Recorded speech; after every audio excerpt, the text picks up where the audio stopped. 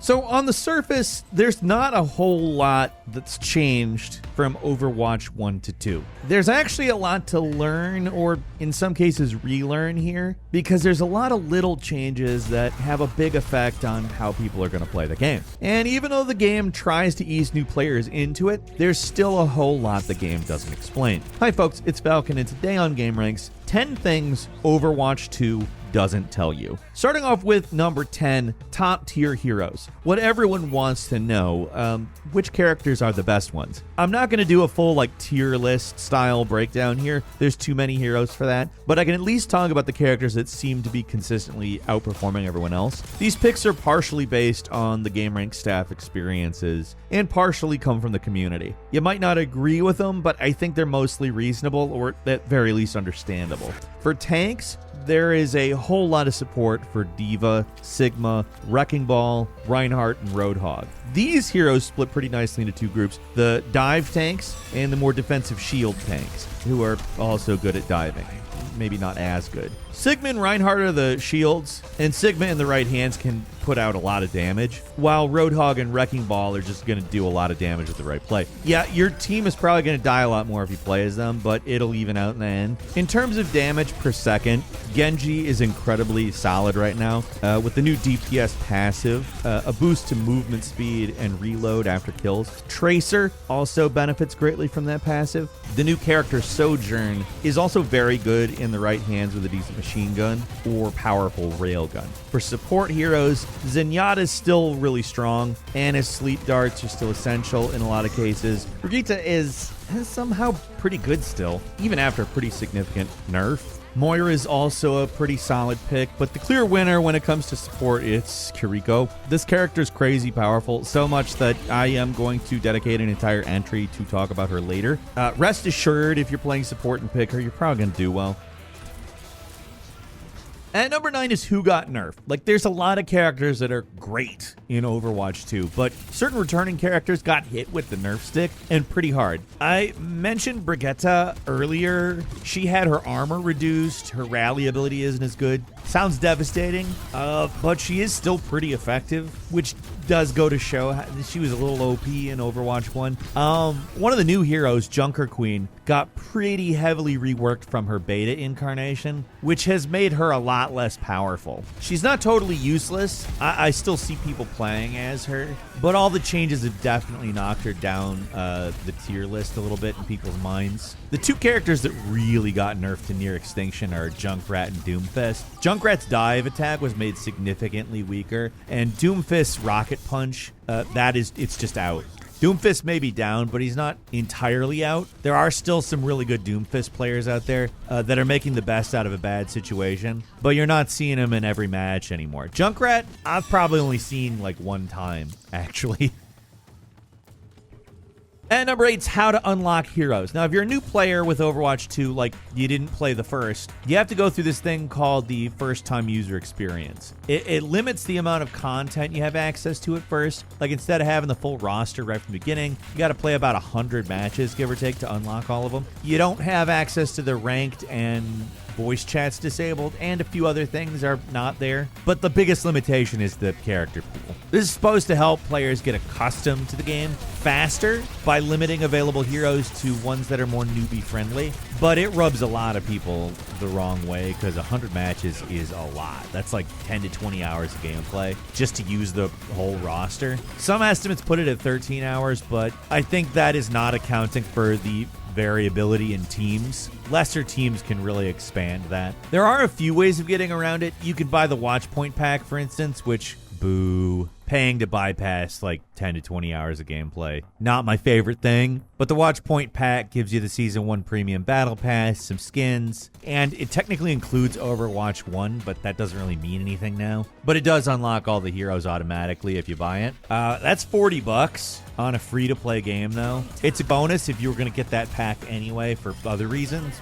but a little hefty for the roster. There's one other way to unlock everyone, and it doesn't cost anything. You got to team up with a friend or two. If you're in a group, it bypasses the first-time user experience, and you get free access to the entire original roster. Now, that means you still have to unlock the 3 new characters. Sojourn and Junker Queen, pretty easy to get. You log in during Season 1. That's that. Kiriko, however, is unlocked as part of the Battle Pass. You either have to get to level 55 on the free Battle Pass or just buy the premium Battle Pass for $10. So basically, if you're playing for free, unlocking all the heroes is a pain.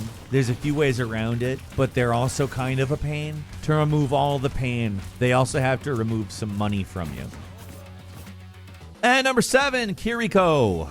Out of the 3 new heroes, this is the standout character. She's just incredibly good. Pretty much all of her abilities are really great. Her healing is good. Her teleport's amazing for getting around quickly. The protection Suzu's amazing if timed correctly. And her ultimate is an absolute game changer. She is a character with a ton of potential, but also does have a skill ceiling and requires practice to get the most out of her.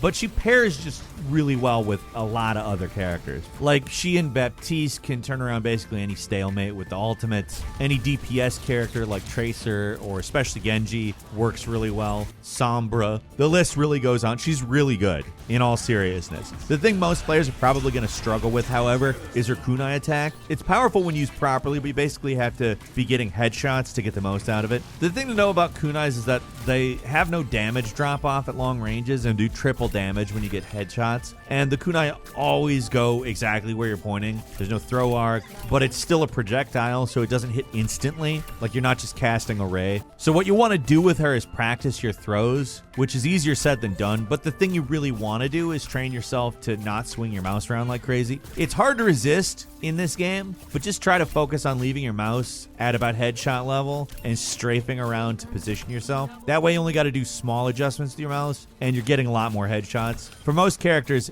it wouldn't work at all, but the playstyle that Kiriko brings is necessary for a less frantic approach, and she can work very well in the right hands. Steady hands. And number 6 is the Bastion rocket jump. I haven't talked about Bastion a whole lot up to this point because, well, he's not as strong as he used to be. This robot can still really surprise people. Blizzard decided to add a little Team Fortress energy to this guy by giving him what's essentially a rocket jump. To use it, you just fire a grenade at the ground and then jump just as it goes off. You give yourself a really big boost. It does a tiny little bit of damage, but it lets you attack your enemies from really unexpected angles. Combined with the siege form, and you really get the drop on someone. Using this in a real fight's a little trickier than just trying it out in training, but when the opportunity comes up, it's really effective.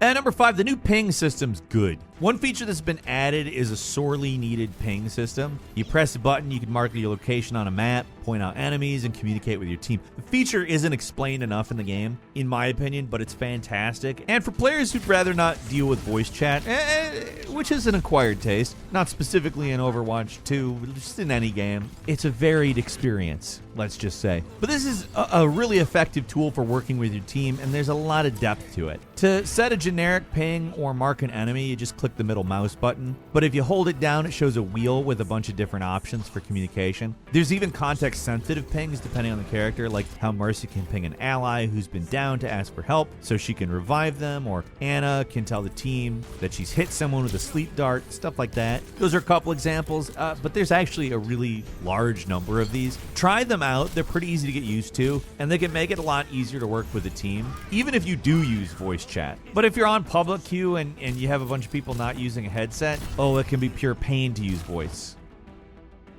And number 4, it can be pure pain to use voice chat.